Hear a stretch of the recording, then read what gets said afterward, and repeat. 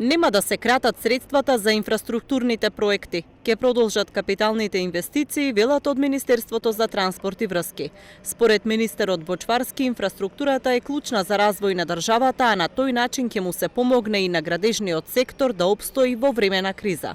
Па да, ние во делот на капиталните инвестиции ги задржуваме средствата и правиме притисок да се реализираат тие средства во најголем дел, заради тоа што со тоа помагаме на домашната економија. Во делот на ковид кризата владата даваше подршка и на компаниите и на фирмите за исплата на плати, но освен тоа, клучниот и правиот начин да им помогнеме на фирмите да ги задржат вработените, да продолжат со своите инвестиции и реализацијата на проектите е да им дадеме, да им отвориме простор за работа. Парите за инфраструктура нема да се намалат, но се пробиваат роковите за изградба на повеќе делници од автопатите.